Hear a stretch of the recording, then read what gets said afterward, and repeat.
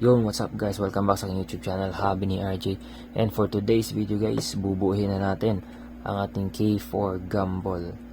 At baka gusto nyo rin masilip yung aking quick unboxing nito guys. So, daan muna kayo doon guys. Let's go!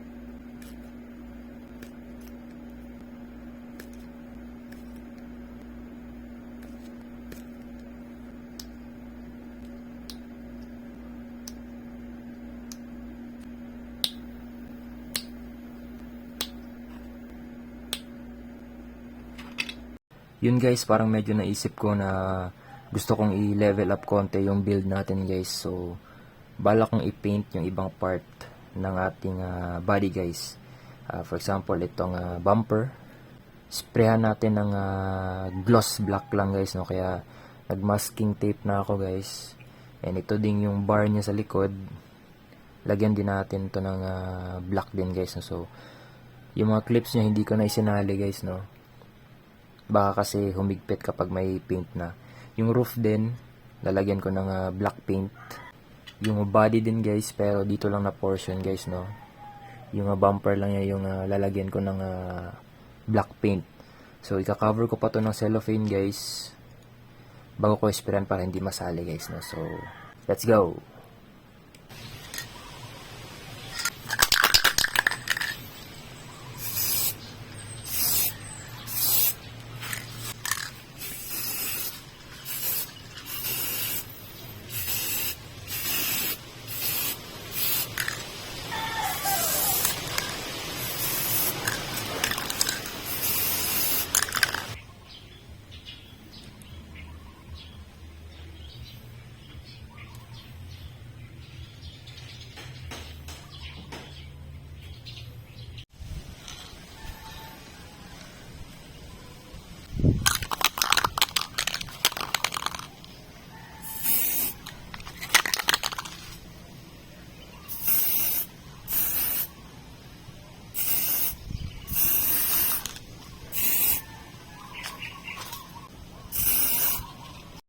Yun guys, balik mo tayo dito guys. Habang pinapatayo natin yung body natin o yung cowl, buhin na natin yung main kit guys.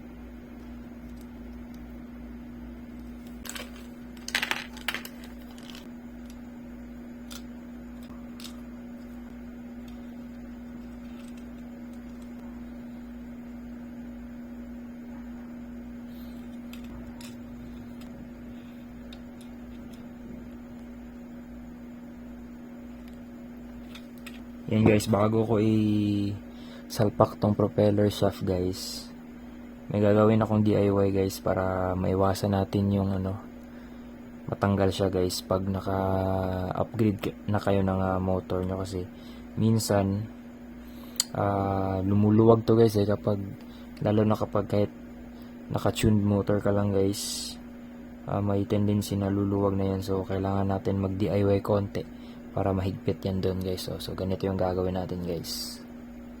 So yan guys, tinanggal ko na yung gears ng propeller shaft. Yung gagawin natin guys is para medyo humigpit yung tip, lagyan natin ng marker. Yan guys. good investment na yan guys, for kung gusto nyong baka kasi in the future sa inyo, upgrade nyo din naman yan ng tune motor para hindi agad kumalas. Yan guys, pampahigpit lang yan guys, wala yung problema.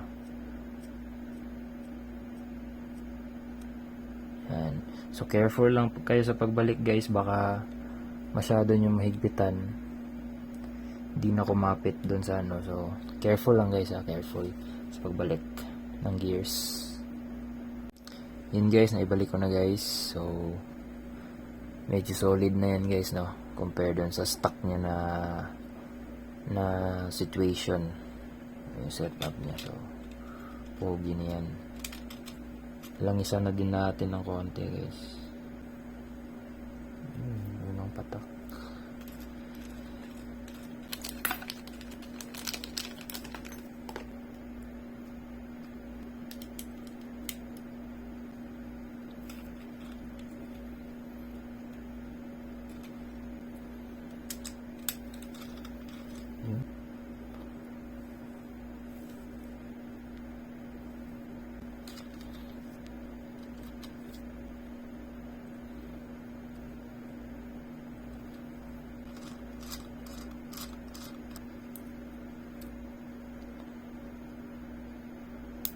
Guys, may napansin ako sa motor niya guys. SMC pala to guys. So kasi yung mga ibang stock motor ko guys, yan guys, so Mabuchi. Ito yung na-experiment ko guys na motor, Mabuchi pala. Yan, ito SMC yung nasa ano natin, K4 Gumball. Iba pala guys. So baka hindi ko muna to gamitin guys. Baka gagamitin ko to in the future sa video ko, break in yung break in guys. So yun pala yung kaibahan ng SMC guys, may butas dito. Yan. Kasi yung ibang mga upgrade motors natin guys, yung mga tune motors, mga dash motors, may butas din. So SMC pala to guys. So hindi ko muna gamitin yun guys. Ito lang yung gamitin ko muna guys, yung nabuksan na natin. Ito lang muna, wala namang problema yan. Pre-drill ko muna guys para hindi mabigla yung hole natin. Then balik.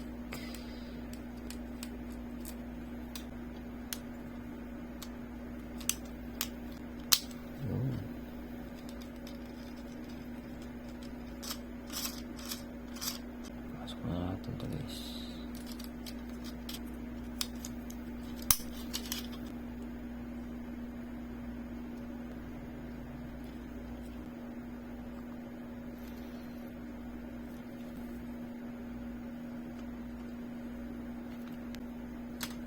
Gawin natin guys.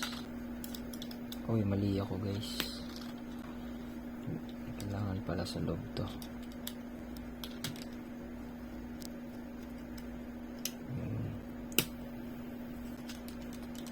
Guys.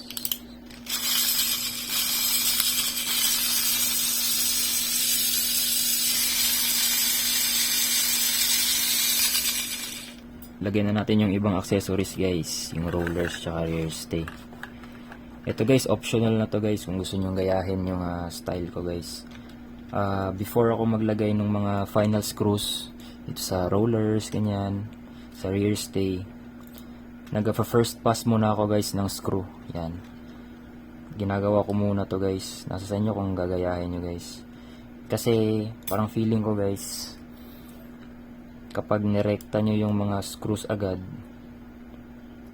parang nafo-force yung plastic sa loob. Yaka parang yun yung nagiging cause, at sa experience ko lang guys, yun yung parang nagiging cause kung bakit mabilis mag-crack yung mga screw holes natin yung sa mga tamiya. So ngayon, nagpo-first pass ako sa lahat ng mga screws na yung paglalagyan ng mga screws, screw holes dito sa rear. Yan, parang pre-drill muna guys bago sa final, para magkaroon siya ng thread sa loob. Yan, minsan tinatagos ko na yan para yung final screw is smooth na yung entry nya. Ayan, tanggalin na natin. Yun na yan. Ganun lang. First pass lang guys. Yan, makikita nyo guys. May mga ano yan sa loob. Diba may parang pinagkayasan niya. So parang feeling ko yan yung naging factor din kung bakit mabilis mag-crack yung iba. Yan. Pagpag natin yan guys. So, tanggal yan. Kasi parang nagka-clog siya sa loob guys. No? Kapag rekta lang yung final screws na ilagay nyo, parang na-force. Yan guys, diba? So sa loob niyan, brushan nyo lang o hipan nyo lang. Okay na yan. Tapos yun na yan. Final screws na. Lagay nyo agad. Ganun din yung gagawin ko guys sa mga iba pang part. Let's go. Yun guys, tapos ko na na-pre-drill lahat guys. Dito. Dito din. Tapos na. Lagay na tayo guys.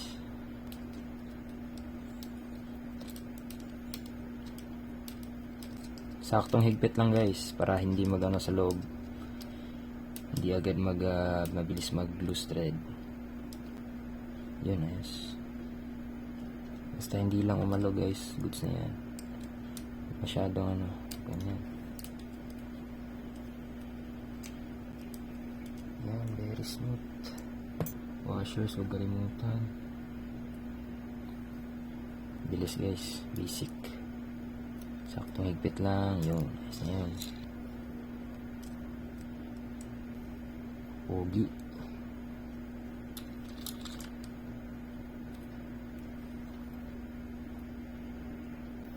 Yun. Ayos na yun.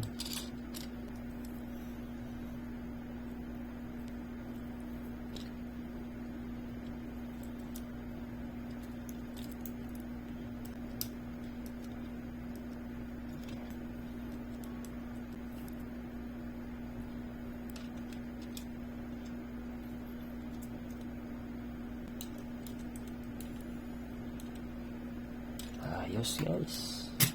Poging pogi. Lagyan na natin ng oil again guys. Konti lang yun. Sakto lang.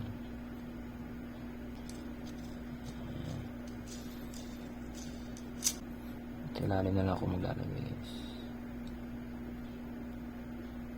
Aangat yan.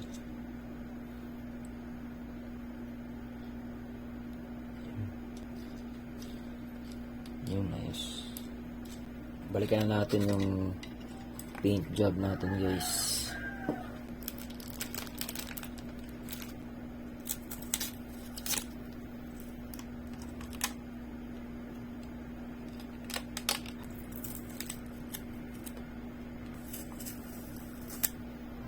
Yan na siya guys. Pogi din naman.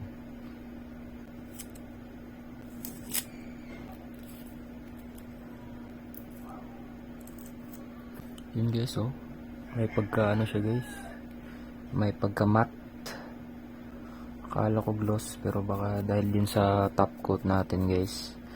Pero pogi guys. Wow. Ayos din yung pagka paint natin ah. Galing guys. So iniwasan ko to guys kasi ito yung hook sa chassis guys eh. So baka kasi every time na i-hook baka kapag sinali natin tong i-paint baka kumalas in the long run. So hindi ko na sinali. Ganda guys.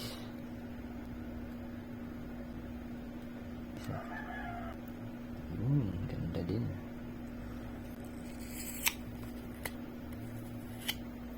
Stickers na tayo guys. Ito guys, ginagawa ko kapag nasa sticker. Nagpe-prepare ako ng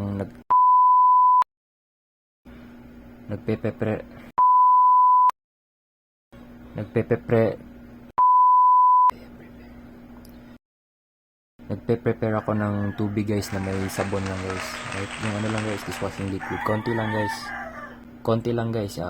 Gagamitin natin yan pampadulas dun sa mga surfaces guys, no? Para may chance pa tayong mag-adjust ng spot ng mga stickers dun. So ito guys, papakita ko sa inyo sample. Konti-konti lang guys. Pampadulas lang. Kung flat naman yung paglalagyan, wala namang problema. Pero ito sa akin, para lang may chance. Parang okay naman ah.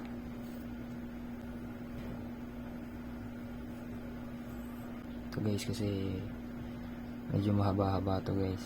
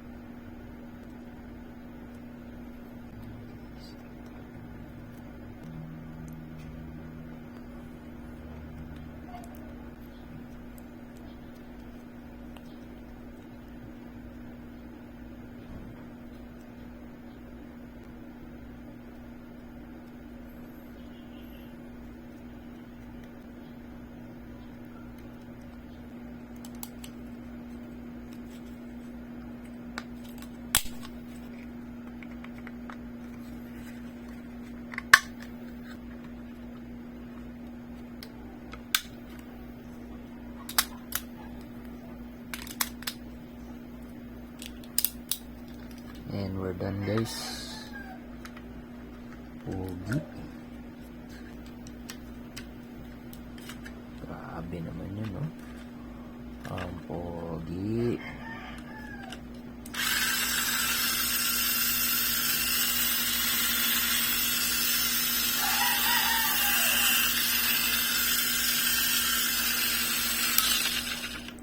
Test run na natin, guys. First run, guys.